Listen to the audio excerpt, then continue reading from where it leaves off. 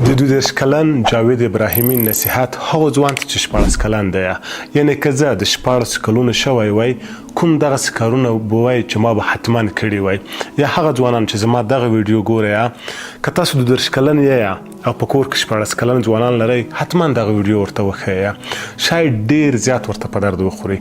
او دا خبره چې تاسو زما اورئ حتما را سره موافق یې چې د ځوانانو دپاره دغه شیان ډیر زیات په درد خوري.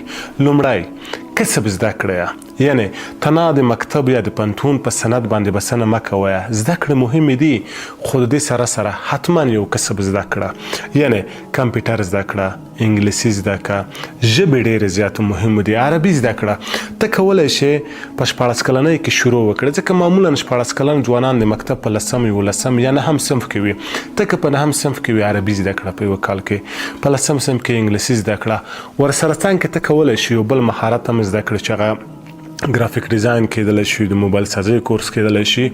د هغې سره سره ته بیا کولی شي 11 او 12 صنف کې آمادګي د کانکور ووایې. دا به هغه شیان وي چې ته کله پوهنتون ته ځې د تا به تهداف پوخ شوی وي، ته به بیا ضرورت نه لرې.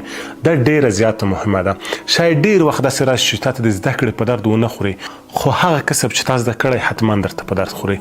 یعنی که ته یو قوي ګرافیک ډیزاینر وې 100% کې درته وظیفه پیدا کیږي.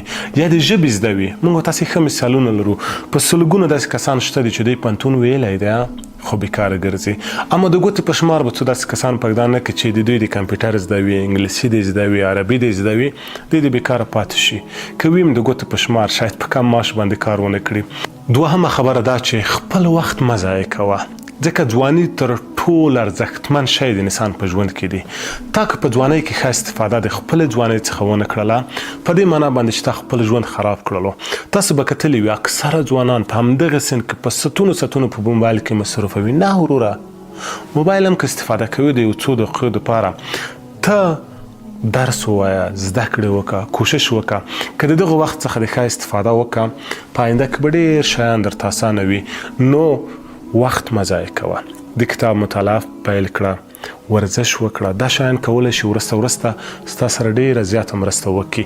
درېیمه خبره له ښو خلکو سره ملګرتیا وکړه. ملګري د انسان په ژوند باندې مستقیما اغیز لري. یعنی که ستا ملګري بد وي ته مطمئنه اوسه ته ورسره بدېږې. ستا په ژوند کې باید دغسې ملګري وي چې په تا باندې مثبت اثر وکړي. خدای نخواسته د آخرت په ورځ دا ونه وایه چې کاشکې مې پلانی شخص په ملګرتیا باندې نه وای نیولی. تا به کتلي وي اکثره ځوانان د خپلو ملګرو د لاسه بېلاره شول. د مکتب په همدغه سن کې ټوله ورځ به مکتب ته نه ځي، گیم به کړي، پابجي به کړي، یا به بل داسې شی کړي چې دی خو په دې سن کې وړ دی، نه پوهېږي، دی نه پوهېږي چې ژوند څومره سخت دی، دی نه پوهېږي چې کله پوهنتون خلاص کړي. د کور ورته توقع ده، د مور ورته توقع ده، د خوند ورته یو عالم امیدونه دي، او بالاخره د دغه غم ځپلي او دردېدلي هېواد ورته یو عالم امیدونه دي. خو دی خو پوهېږي نه، دی فکر کوي پلار یې ګټي، مشر ورور یې ګټي، زه به یې مصرفوم. وروره خپل اولادونو ته به د متوجه وې، ته به پسې لکه یو پولیس ګرځې، ګوره به چې تا زوی مکتب ته تللی، د تا زوی درس ویلی دی که نه دی ویلی، د چا سره ملګرتیا ده. ملګری ډېر زیات مهم دی. که ستا د زوی او د ورور ملګري بېلارې وي، مطمئن اوسه زوی به د بېلاره وي. که ستا د زوی او د ورور ملګري ښه خلک وي، 100% کې تاثیر پرې کړي، په دې کې شک ونه کړي. څلورمه خبره چې ډېره زیاته مهمه ده هغه دا چې د خپل مور او پلار او کورنۍ احترام وکړه. شاید اوس د مور او پلار خبره درته بې ارزښته ښکاره شي، فکر وکړه چې مور او پلار مې زاړه دي، په څه باندې نه پوهېږي، د پخوا وخت خلک دي، خو د عمر په تېرېدو باندې دا درته معلومیږي چې پلار دې رښتیا ویلی. پلار دې هغه شیان کتلي وو چې تا تر اوسه پورې اصلا کتلي نه دي. پلار د هغو مشکلاتو سره مخ شوی دی چې تا اصلا ورسره مخ شوی نه یې. که مور او پلار د کومه خبره درته کړله، اوره یې، عمل پې کړه او فکر پې کړه چې مور او پلار زما په ګټه خبرې کړي که په تاوان. او ته به ماته داسې مثال رانه کړې چې یو مور او پلار د چا په تاوان خبرې وکړي. دی زما او ستا نه یو 30 40 50 60 جوړې کالي زیات زاړه کړي دي. نو حتما داسې شیان زده دي چې زما او ستا نه دي زده. د مور پلار او کورنۍ احترام وکړه. پنځمه خبره، خپل دین او اخلاق مه هېروه. دا مه هېروه چې ته څوک یې. شهرت، پیسې، قدرت هغه وخت خوند کړي چې دین هم ورسره وي.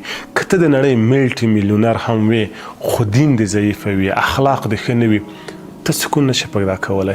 ځکه الله تعالی په قرآن شریف کې وایي الا بذکر الله تطمئن القلوب. یوازې د الله په ذکر باندې ته کولی شي خپل زړه ته سکون ورکړې. ته که په ځوانۍ کې عبادت وکړې ډېر زیات خوند کړي. ځکه ته چې کله سپینګری کېږې شاید یو لامل یې ډار وي قبر ته ورنږدې کېږې، اما په ځوانۍ کې عبادت بیل خوند لري. په ځوانۍ کې عبادت زښته زیات خوند کړي. ته کوشش وکړه چې په ځوانۍ کې حتما قرآن کریم زده کړې، یعنې په 14 کلنۍ کې یا د مکتب په اووم او شپږم او په اتم صنف کې باید تا قرآن کریم زده وي. دې سره سره چې قرآن کریم دې زده وي حداقل تا باید 3 4 یا ټول قرآن حفظ کړی وي. که ټول قرآن هم نشي حفظولی آخره سپاره اوله سپاره او د قرآن کریم هغه مهم سورتونه تا باید حفظ کړي وي. سبا یو ځای کې امامت ته مخته کېږې لمونځ ورکوې د تا باید دا شی زده وي. اما که تا ټول قرآن حفظ کړی وي تر دې بله غټه خبره چیرته ده؟ ورسره څنګ کې خپل منځونه دې په جماعت باندې برابر کړه. حداقل د ورځې 2 یا 3 لمونځونه په جماعت باندې شروع کړه. دا ورسته تا عادت کېږي. که هر څومره مهم کار ولرې چې کله د جمع وخت کېږي حرکت به وکړي، لاړ به شي. دا ډېره ښه ده چې موږ اولادونه سر د اوسه مخته کړو. بیا چې زموږ سن ته رسي ورته سخته وي ځکه دا عادت شوی نه وي، بیا هغه کار کول ډېر سخت وي. یعنې تاسو به کتلي وي په ماشومتوب کې تا چې د قرآن کریم کوم آیت زده کړی دی، کوم سورت دې زده کړی، تر اوسه دې په یاد دی. اما اوس چې زده کوې سختېږي درته. شپږمه خبره دا چې ته باید له نشو او بد عادتونو څخه ځان وساتي. په دغه وخت کې ته که هر شی ټیس کوې وایي چې نه یو ځل به د سګرټ خوند وګورم، د قیلون خوند به وګورم او خدای نه خاصه ټابلیټ کا او د نورو شیانو خوند به وګورم، ته به خبر هم نه وې په دې لاره به تللی وې. یعنې اکثره دوستانو ملګري زما خپله ورېرونه دي خورینه مې د قصه راته کوي چې په مکتب کې بعضې کسان په همدغه سن کې پام کړي نسوار کړي، خو دغه خبره دا ده چې دوی خپل اولادونو ته متوجه نه دي. دوی د خپل اولادونو په غم کې نه دي. دا چې وروسته غټېږي نو د نشه خو غټېږي، دا خو داسې نه پاتې کېږي. د نشو او د سګرټ او د نورو بد اعمالو څخه به ځان ساتې ځکه دا شی بیا وروسته تا ته ډېر زیات زیان رسوي. توانې کېږي او دومره غټ توان به دې کړی وي چې بیا به یې ټولول درته سخت وي. اومه خبره دا چې خپل ځان له نورو سره مه مقایسه کوه. شاید ستا ملګري دوستانو ملګري د پیسه دارو خلکو زمن وي، شاید ستا کورنۍ ستا د نورو خلکو سره تفاوت ولري. قرار په دې نه ده چې ټول خلک د یو رقم ژوند ولري. دا اجتماع ده. یو سړی به غریب وي، بل سړی به پیسه دار وي، یو به پکې موچي وي، یو به پکې نانبای وي، یو به تجار وي، یو به یو بل کسب لري. ځکه د خدای پاک د دنیا نظام هم دغسې جوړ کړی دی. که موچي نه وي ښه ستا بوټ څه پکې یا نانبای نه وي د ډوډۍ به څوک هغه کوي. خپل ځان به د نورو سره نه مقایسه کوي. ته به همیشه کوشش کړې چې آینده دې جوړه کړې. صحیح د مور و پلار به دې داسې کار نه وي کړی چې د دې په یوه غټه کورنۍ کې پیدا شوي یا به دوی په ځان زحمت نه وي ایستلی. ته راپورته شه.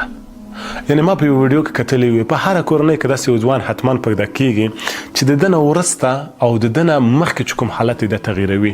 ولې هغه ځوان ته نه شي؟ ولې ته هغه ځوان نه شي چې مور پلار دې در باندې افتخار وکړي؟ ولې ته هغه ځوان نه کېږي چې په ټولنه کې یو مثبت تاثیر راولي؟ یعنې ته که په دې سن کې په ځان باندې کار وکړې او زما سن ته رارسي دومره غټ غټ کارونه به دې کړي وي، موږ خو څه شی ونه کړل. ته باید وکړې ځکه زه اوس دغه تجربه لرم. یعنې که په هغې وخت کې ما په ځان باندې لږ ډېر کار کړی وای، مثلا ژبې مې ډېرې زیاتې زده کړی وای، حفظ مې کړی وای او نور کارونه چې د ما دپاره یې په درد خوړلی، نن شاید ما د دې وطن دپاره ډېر څه کړي وای. اما ته چې زما ویډیو ګورې او 32 کلنۍ ته رارسې دا ارمان باید ونه کړې. د خپلې تجربې نه د خبره درته کومه. اتمه خبره د پیسو سپما زده کړه. یعنې که ته هر څومره پیسې لرې، لږ لرې، ډېره لرې، بې ځایه مه مصرفوه، بې ځایه دا مه خرج کوه. دا د بې عادت کېږي. هر ځای کې به د تا نه بې ځایه مصرف کېږي. مثلا ته د میاشتې کورنۍ یا پلار یا مور 100-200 افغانۍ درکوي، کوشش وکړه دغه راکمې کړې. کوشش وکړه دا بیخي کمې مصرف کړي. مثلا په کور کې یو دخلک جوړ کړه، په دې باندې 100 افغانۍ په هفته کې پکې اچوه یا نور پیسې پکې اچوه. ته به اخر د میاشت کې وګوره دا شی به ډېر شی شوي وي. یا 4-5-6 میاشتې وروسته ته کولی شې د ځان دپاره یو کمپیوټر واخلې، ته کولی شې د کورس مصرف دې ایستلی وي. زه اکثره ځوانان ګورم په برګرو یې ځانونه مړه کړل. هره ورځ به برګر خوري یا به پیزا خوري یا به بل مصرف کړي یا به په ځان باندې نور بې ځایه خرچې کړي. دی بېچارهګۍ به د تعلیم او د زده کړو وخت به وي، دی به په 3,000-4,000 افغانۍ ځان ته انټرنیټ فالوي، پابجي به کړي، ځکه مهمه ده باید پابجي دی وکړي. اما دا شیان که ته سر د اوسه کړې نو بیا د ښه آینده تمه مه کړه. د ښې آینده تمه مه کړه. کامیاب انسان هغه نه دی چې پلار ټول شی ورته تیار کړی وي. کامیاب انسان هغه څوک دی چې په خپلو مټو باندې پیسې وګټي، لکه نر غوندې وګټي، په خپل ځان باندې کار کړی وي، بیا ووایي چې زه کامیاب یم. او که پلار ورته پیسې ګټلې وي، امکانات ورته برابر کړي وي، دی هغه شی وساتلی هم شي، بیا هم شاید تر وحده پورې کامیاب وي. اما اکثره خلکو ته پلار ګټلی زوی بربادوي چې هم ځان خراب کړي هم د پلار نوم خراب کړي. هغه مشهور متل دی وی په بد زوی باندې ښه پلار یادېږي. نو ته د ځان نه بد زوی مه جوړوه، ته افتخار شه د خپل پلار مور او خور دپاره. نهمه خبره دا چې له تېروتنو څخه زده کړه وکړه. یعنې هره ورځ چې یو اشتباه کار کړلو کوشش مه کړه هغه بیا تکرار کړې. یو څوک دې وکتل چې اشتباه یې کړې ده، د ځان دپاره یې درس کړه. هغه خبره به ما اورېدلې وي بېعقلې په ځان ګوري، هوښیار په نورو باندې ګوري. ګوره چې په ټولنه کې د یو عمل په نظر بد درتللو ته مه کوه. که یو اشتباه درنه شوی مثلا کورس ته لاړه یوه ورځ دوې ورځې د شروع کو طبیعي د کورس سخت دی، مثلا اول ورځې سخت وي بیا ورو ورو اسانه کېږي، بیا چې نیمایي ته رسېږي بیا سخت شي، بیا شاګرد زړه وهي دی په دې سن کې چې نه تکلیف ولې وباسم. ته به دا کار نه کړې، لږ به استقامت کړې، لږ به حوصله کړې، ډېر زر به ته وګوره چې یو کال وروسته به تا انګلیسي خلاصه کړې وي، تا به کمپیوټر خلاص کړی وي. نو له هغو شیانو چې تا کتلې دي د هغې څخه به زده کړه کې بار بار به اشتباه نه کړې. یعنې د یوه غوار څخه باید 2 وره ونه چیچل شي. دا حتما په یاد ولره. لسمه او مهمه خبره دا ده چې وروره دغه خبره چې د زما واورېدې له نن څخه یې شروع کړه او پیل وکړه. دا مه وایه چې کله لوی شوم بیا به یې وکړم.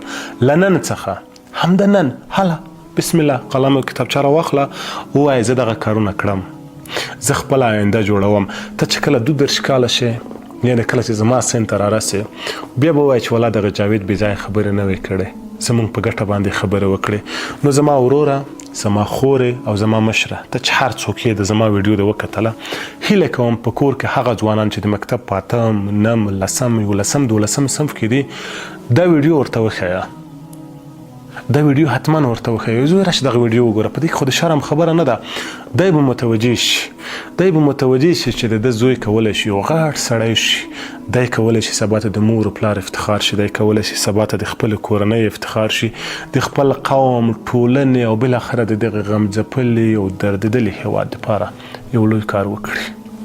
یوازې کورنۍ په تا حق نه لري، د وطن په تا حق لري.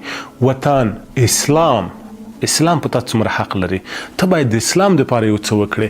د اسلام سره سره ته باید یو ښه انسان وي، ته باید انسانیت او بشریت ته کار وکړې. ته داسې بهدوی نه یې پیدا شوی، ته داسې بېمانا په دې دنیا کې نه یې پیدا شوی.